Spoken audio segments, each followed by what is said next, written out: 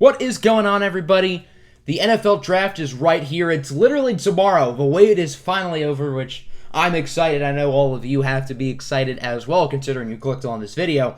But today, I will be revealing my full big board. I'm going to be doing position rankings for all of the positions. And then at the end of the video, I will be sharing my full top 200 players in this draft, ranked in order. So make sure to stick around to the end to see that. Obviously, a lot of time and work has gone into this. Getting to know these players throughout draft season has been a lot of fun. This is a really fun draft class. Some things to know before we start. One, these are my personal rankings, so keep that in mind. Not everybody is going to agree with my rankings. That's the whole fun of draft season. Everybody has different opinions and evaluations on these players. Also, my final big board is not ranked based on positional value. So, for example, my highest running back in the class I think I have is like the 12th overall player. Doesn't mean I think a running back should go at 12. Also, with the quarterbacks, I think I had Mac Jones ranked somewhere in the 30s on my final board. But with that being said, I think Mac Jones would be a fine first-round pick, just not to San Francisco at 3. Tomorrow, I will be doing a one-round mock draft with trades on draft day, the final mock draft of the year, and then Sunday I will be doing my full grades for all 32 teams. So a lot of content still coming up, even with the NFL draft right here. So let's get into my positional rankings and then my overall rankings. Starting things off at the quarterback position. Now, as you can see, all the players are color-coded with a key on the bottom. That's where I think their talent stacks up. So first we have Trevor Lawrence. He has been given an elite grade, and the elite grade goes to the best 3 to 5 players in the class. I think this year I gave 4 elite grades out, one of which goes to Trevor Lawrence. I think he's the best quarterback in the class, one of the best QB prospects to come out in a long time, and Jacksonville's getting a stud. Number 2, I think the gap between 2 and 3 is closer than people think. I think Zach Wilson is an extraordinary prospect. I do have him as my QB2. I really like him. I think he's going to be a great quarterback in the NFL. I think Jet fans are really going to like him. But I think the gap between him and Justin Fields is a lot smaller than people give it credit for. And that's because I am higher on Justin Fields than most. Yeah, he had some bad games this year. People like to bring the bad games up, but you also have to bring up the good games. Did he not torch Clemson for 6 touchdowns in the college football playoff while injured? Am I the only one who remembers that? That's what it seems like for the past month, because the Justin Fields slander in the draft community has been absurd. I don't get it. Justin Fields should be the pick at 3 to San Francisco. I think Trey Lance will be a fine pick there, but I think Fields will be the correct pick. Speaking of Trey Lance, I have him at my 4th quarterback spot. I think he is a boomer bust guy. He has the physical tools. He's probably the best runner in this draft class, but there are a lot of questions. He's only thrown about 400 career passes. He only had the 1 full season, which he was spectacular. Only played 1 game this year, which he didn't look great in, albeit it's 1 game. I'm not really going to have that affect his stock. But if the physical tools can translate specifically in a system like, I don't know, with Kyle Shanahan as a head coach, I think he can be really good. Mac Jones at 5. I don't think Mac Jones should be a top 3 pick. I just don't think he has that potential. Now, I know a lot of people are saying that if you're going to grade Mac Jones low, you should grade Tua low as well. Well, spoiler alert, Mac Jones and Tua Tagovailoa received very similar grades for me. Jones, I think, is in the mid to high 30s on my board. Tua was in the mid 30s last year. But the only difference is Tua, in my opinion, at the time was the second best QB in the draft, which is why him going at 5 to the Dolphins wasn't necessarily a bad pick, because there weren't guys who I thought were great ahead of them. I wasn't as high on Justin Herbert as the Chargers were. Clearly, I was proven to be wrong. But I think Mac Jones will be a bad pick to the Niners because they're going to have Justin Fields and Trey Lance right at their fingertips. I think Mac Jones has a chance to be a good quarterback, but nothing more than like a Kirk Cousins, Jimmy Garoppolo type player. So after those guys, we have a dip, and we have a couple guys who are fringe day 2 players. My number 6 quarterback is Kellen Mond. He has a lot of potential and upside. Wasn't really ever consistent at Texas A&M, but he showed a lot of signs that he could be a great player. And I think he'd be worthy of a fringe day 2 selection. And with quarterback having more positional value, I'd be fine if a team like Washington or Chicago took him in the 2nd round. Graded a little bit lower is Davis Mills out of Stanford. I don't think Mills quite has the potential that Kellen Mond has, but I think Davis Mills is an intriguing prospect as well, and I think he could be a fine quarterback in the NFL. After those guys, we have a drop-off, and now we enter to the day 3 territory. My QB8 is Kyle Trask out of Florida. Trask had an outstanding season this year, but I just don't think he has the physical upside and consistency to be a great quarterback in the NFL. I think he'll be a fine backup for a while, but I don't think he'll ever be a starter. So those were the 8 quarterbacks ranked in my top 200 prospects. Obviously, since I'm ranking 9 and 10, I have to put 2 other players on the list. So at QB9, I have Felipe Franks out of Arkansas. I'm intrigued by Felipe Franks' upside. He comes from a baseball background, is a cannon for an arm, was decent at times at Florida before transferring to Arkansas, where he really wasn't that bad this year. And then at QB10, a little bit of a wild card, Zach Thomas out of Appalachian State over guys like Sam Ehlinger, Shane Buechele, guys like that, Ian Book, Jamie Newman, who you're regularly going to see in the top 10 ahead of Zach Thomas. But I like Thomas. I think he's an intriguing player, and I think he's worth possibly using a 5th or 6th round pick on if you're looking for a developmental quarterback. Let's talk about the running backs now, and I have 3 running backs ranked as day 1 talents. Do I think 3 should go in the first round? No, probably not, because of the positional value. I know there are some people who think you absolutely should not use a first-round pick on a running back. I don't think you normally should, but if you're in a situation where you're a running back away, then you go ahead and pick that player. For me, my ranking is Najee Harris at 1, Travis Etienne at 2, and Javonte Williams at 3. But you could really put those guys in any order. If you have Williams at 1 and Najee at 3, I'm really not going to disagree because I think they're all spectacular players. I think Najee Harris is the most well-rounded of the group. I think he's really talented. Najee Harris probably would have been my RB1 last year. At 2, we have Travis Etienne. I think Etienne doesn't quite have the potential to be an elite bell cow runner like Najee Harris and Javonte Williams, but Etienne's appeal in the passing game makes him a dynamic weapon, and I think Etienne would be best with another talented player in the backfield. In my 7th-round mock draft I uploaded a few days back, I had Etienne going to Jacksonville in the 2nd round. I know Jaguars fans wouldn't like that, but I think having a complement like James Robinson would actually really fare well for a guy of Travis Etienne's skill set. Then Javonte Williams at 3, a tough, bruising runner. I think he's going to be a really, really good pro right out the bat, and he's going to be a great player.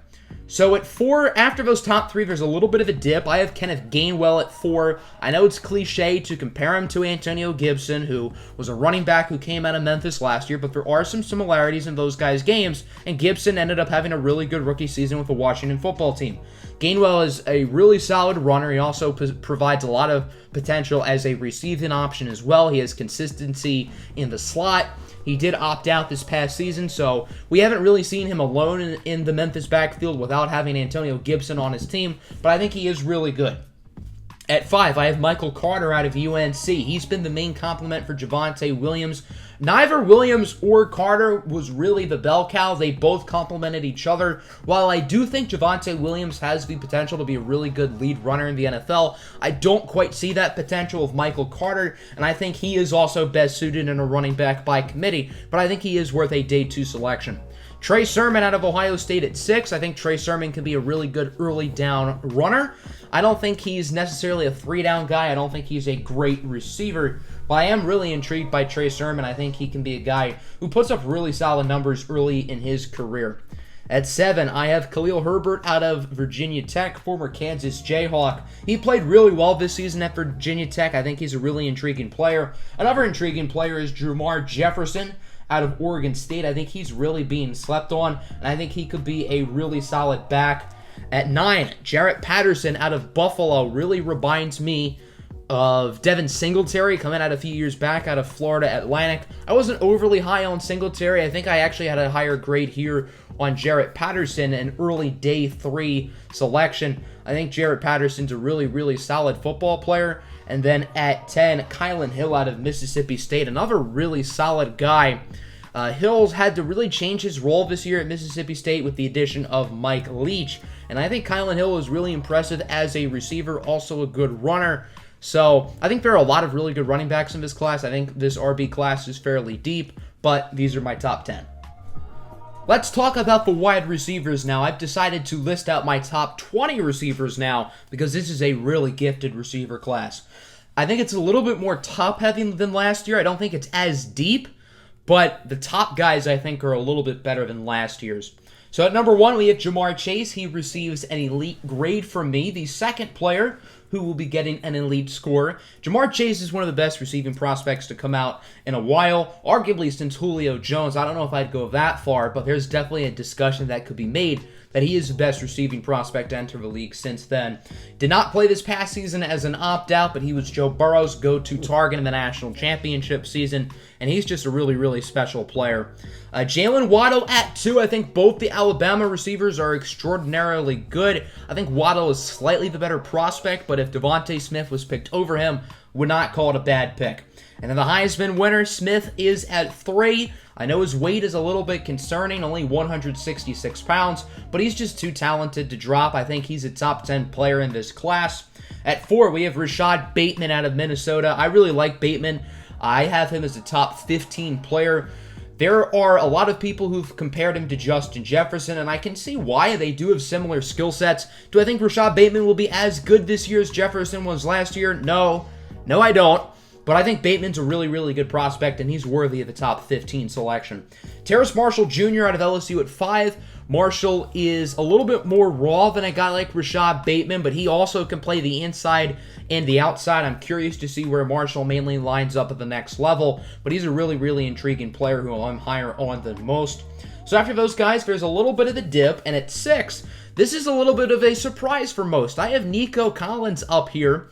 I was very high on Donovan Peoples-Jones last year, the wide receiver out of Michigan, and I'm high on Nico Collins as well. There are some similarities there. I'm not a Michigan fan or anything, so I promise it's not like I have bias. I have no allegiance towards Michigan, but I just happen to like Donovan Peoples-Jones last year, and I happen to like Nico Collins this year. Do I think Nico Collins will drop to the 6th round like DPJ?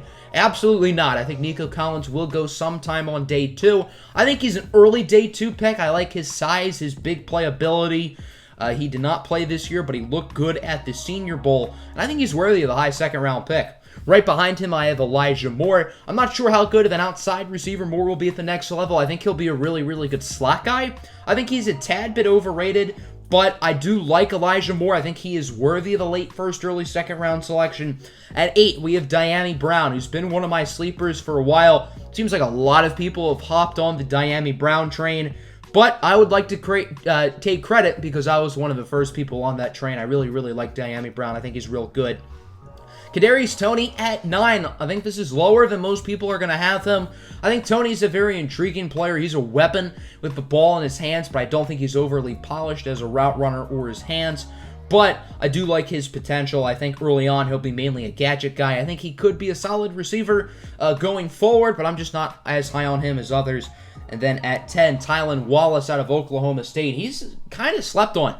He's been on the radar for a while, but it doesn't seem like enough people talk about him. I think he's worthy of the 2nd round pick. He can really stretch the field, has good size and speed, and he's been pretty solid throughout his Oklahoma State career. At 11, we have Amon-Ra St. Brown, wide receiver out of USC. A common theme for a lot of these day 2 guys is that they're mainly slot receivers. Amon-Ra St. Brown plays best in the slot. I think he does have the versatility to move to the outside.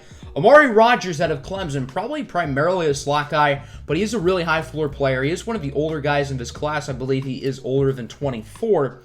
But I think he's going to be a high floor player. I don't think he'll ever be great, but I think he's going to be a solid pro for a long time. Rondale Moore at 13. I don't know what to think about Rondale Moore because he's a weird prospect. Athletically, he's very gifted. With the ball, he's very gifted, but he's small, he's flimsy, and he's a little bit injury prone. So I think you're taking a little bit of a risk and a gamble with him, but there's a lot of upside. Ihmir Smith-Marsette out of Iowa at 14. I think I'm higher on him than most. There are some off-the-field question marks with him, but on the field, I think he's really, really talented. If he can get into a good organization and a high-character locker room, I think he'll be a good pro in this league. Jalen Darden out of North Texas, not the biggest guy, but again, another solid slot receiver, good with the ball in his hands. Again, he's another guy who I'm higher on than most. Seth Williams out of Auburn, a little bit inconsistent, but he had his strong moments. I wish he would have tested a little bit better at his pro day, but I still think he's worth a possible fringe day 2 selection. Dez Fitzpatrick out of Louisville at 17. For a while, I thought Tutu Atwell was the better Louisville prospect, and I do like Tutu Atwell a lot. He did just miss out on the top 20. Dez Fitzpatrick is a guy who really interests me. I don't think a lot of people have him this high, but I like him quite a bit. Dwayne Eskridge out of Western Michigan. I think this is lower than most people probably have him. I like Dwayne Eskridge. I think he's a fine player. He had a good Senior Bowl, but I don't think he's as good as a lot of people think he is. Cornell Powell out of Clemson, another guy who's just really solid. He's not going to have a high ceiling, but he's going to be a good pro for a while. And then Tamorrion Terry at 20.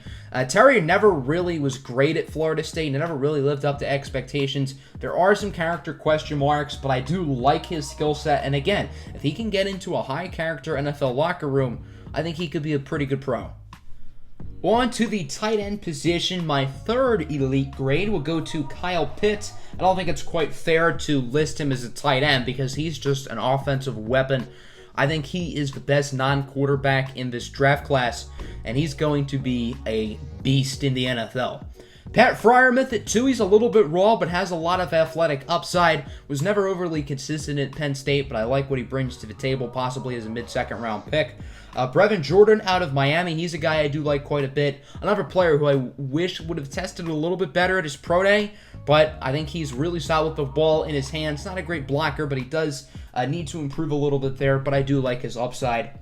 Hunter Long out of Boston College is my tight end 4. He's just a really reliable high floor player. Freiermuth and Jordan, I think, are more so high ceiling guys. Hunter Long, I think, would be a safer pick than both of them. I don't think he quite has the potential that those two guys have, but I think he can be a good pro. Kenny Yeboah out of Ole Miss. I think he's a little bit more of an athletic upside pick. Not necessarily the most proven player, but I think you could develop him and he could be solid. Pro Wells at 6 out of TCU. This is a guy who intrigues me. Not a lot of people are talking about him, but he has a basketball background. Another guy who you're really picking on athletic traits, but I think he has a lot of upside. Tommy Tremble out of Notre Dame is tight end 7. I think Tommy Tremble's probably going to go into second or third round. I'm just not as high on him. I think he can be a fine pro, but I just don't see it.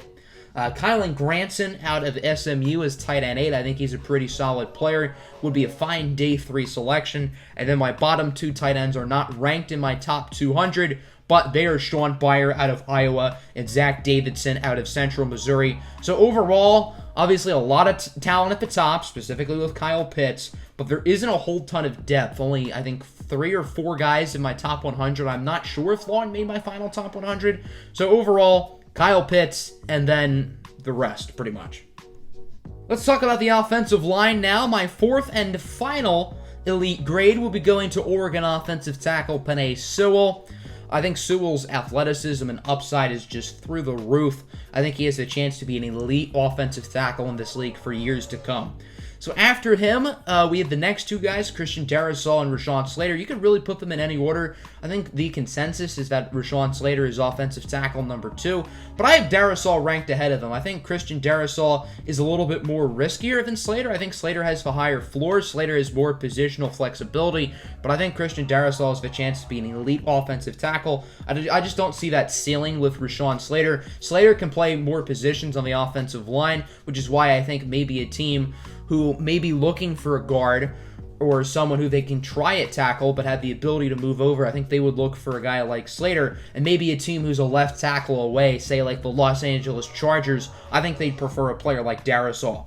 My 4th tackle is Tevin Jenkins out of Oklahoma State. I think he's a little bit raw, but I do really like his athletic potential. He has some versatility, more of a right tackle, but he has played the left side before. Samuel Cosmi out of Texas, your prototypical big offensive lineman. He stands at 6'7", 310 pounds or so, I believe.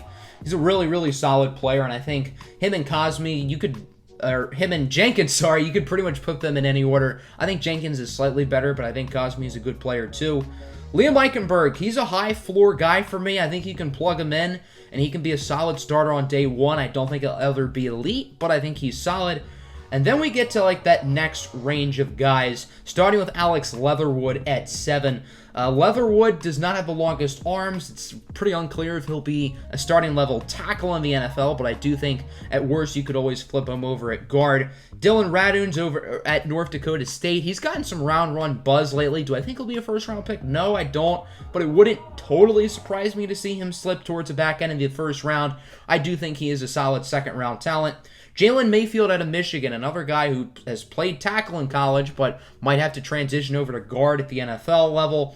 I think you at least try him and Leatherwood out at tackle, but they just don't necessarily have the build to be an elite NFL offensive tackle. And then James Hudson at number 10. I think Hudson is pretty solid, has some nice athletic upside, and I think he could be a pretty solid player at the next level.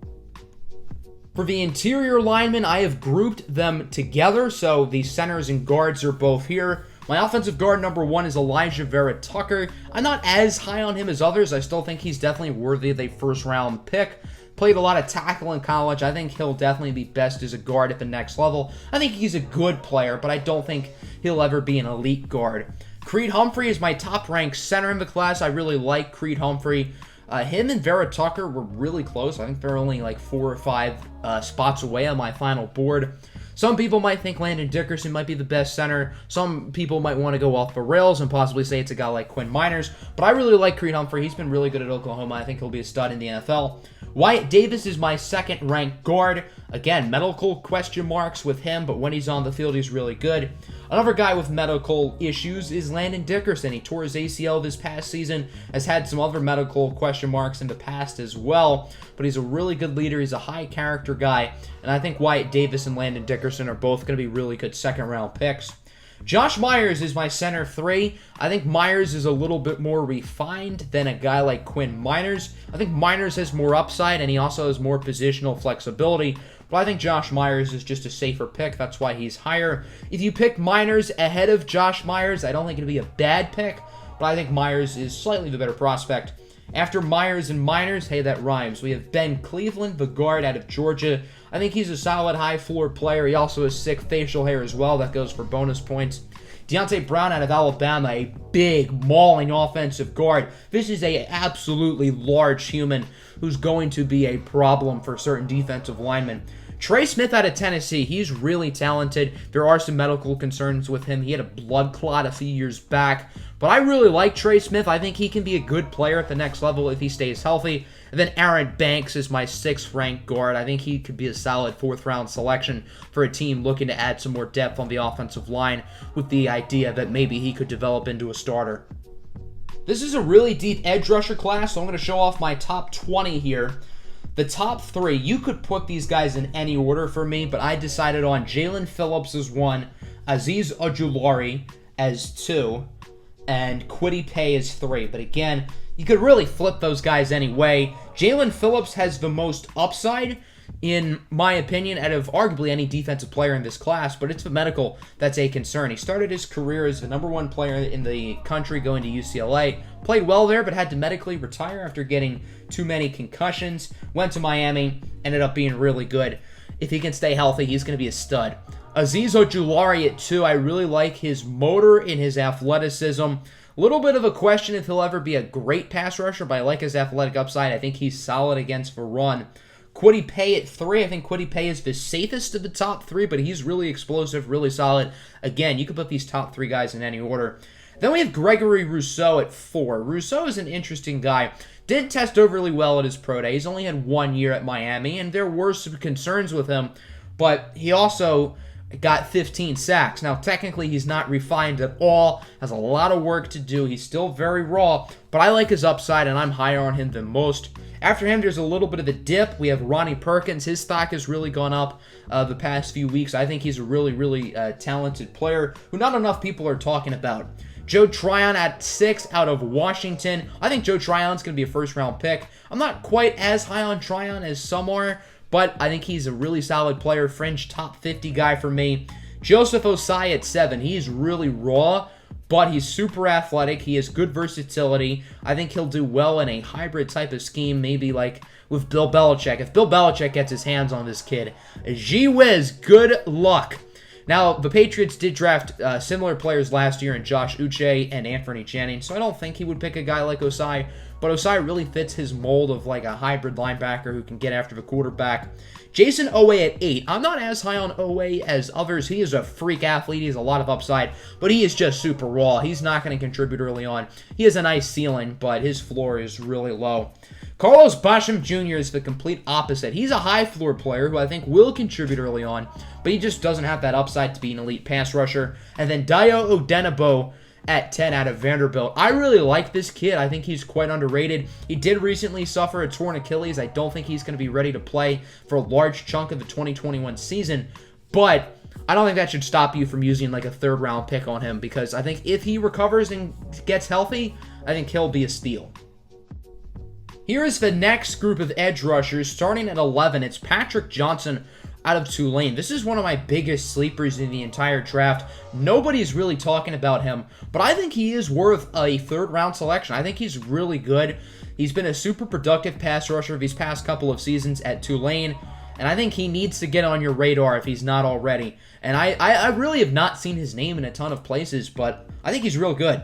Peyton Turner at 12th. I think he's going to get higher than I rank him. I think he's a solid player. I just don't think he's as good as the majority of people think, but he is versatile. He has experience as an interior lineman and recently transitioned over to edge. Janarius Robinson out of Florida State at 13. Never really got consistent, but I think he has the upside to be a pretty good NFL player. Karen Sample out of Tulane, another Tulane player here.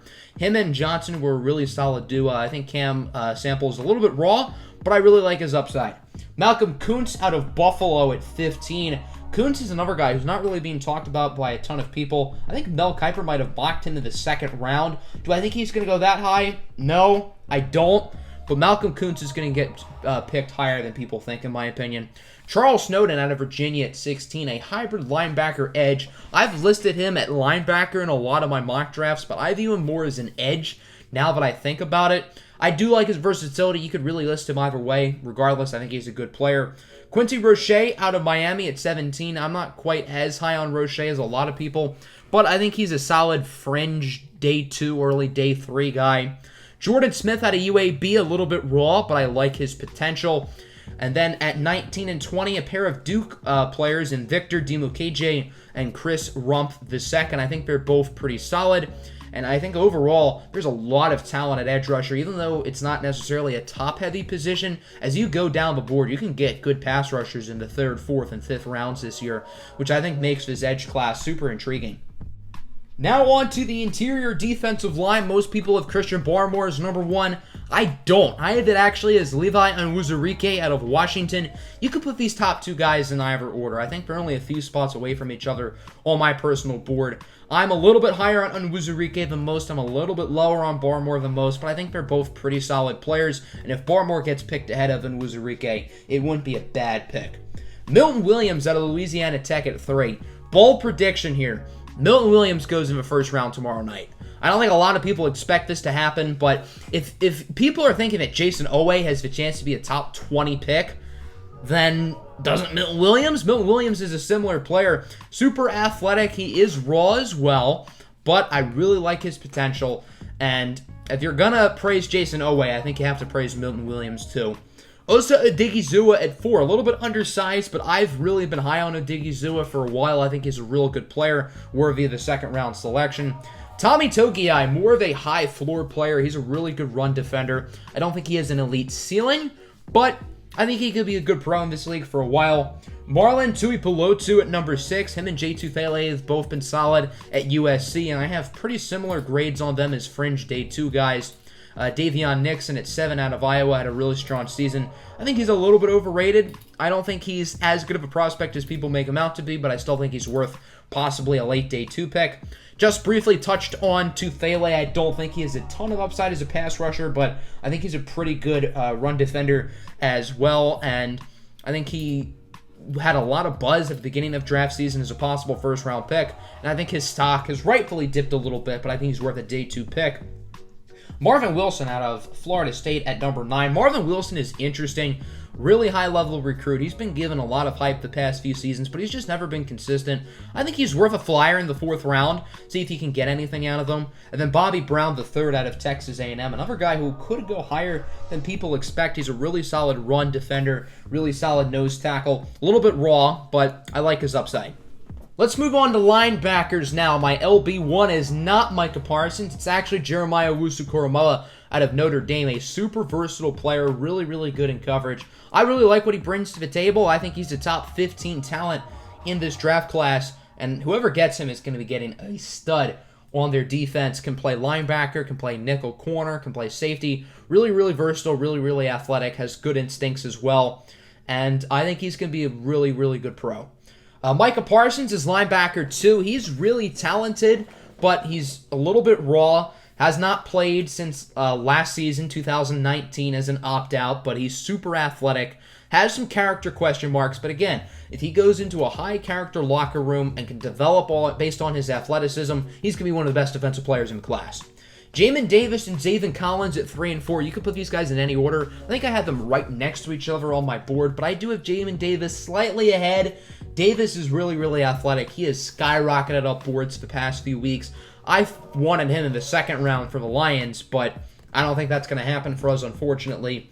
Zaven Collins at 4. He's a big, big man, and he runs like he's 50 pounds lighter. Really, really strong in coverage. I think he's also a solid run stopper and has some potential getting after the quarterback, possibly.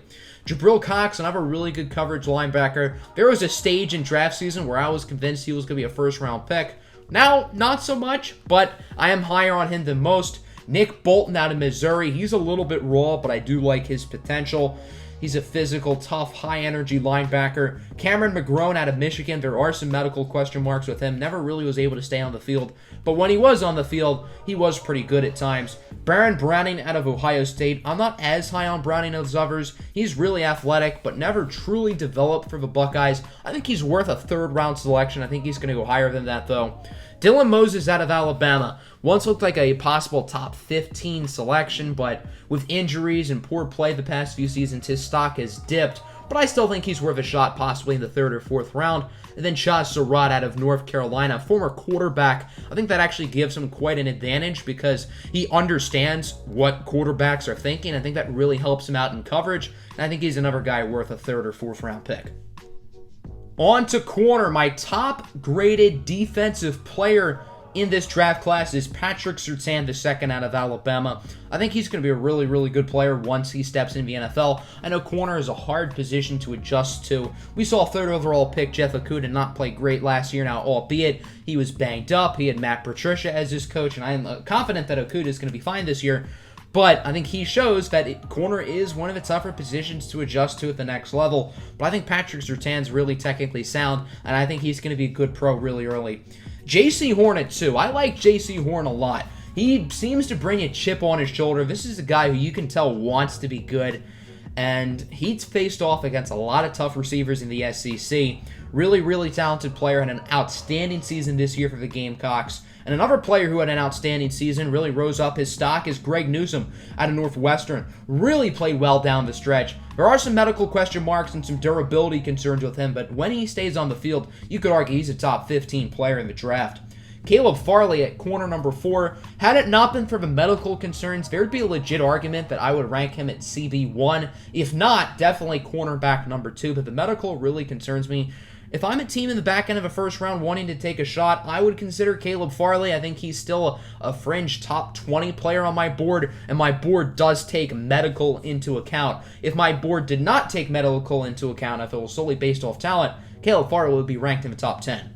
Asante Samuel Jr. at 5, really versatile and talented corner. He can play inside and out. I think he's worth possibly a late 1st round selection. Paulson Adebo at 6. Adebo looked like possibly a 1st rounder last year in 2020. But stayed in school, opted out, and not a lot of people are talking about him, but he's a really, really good prospect, and I think he's worth a 2nd-round pick.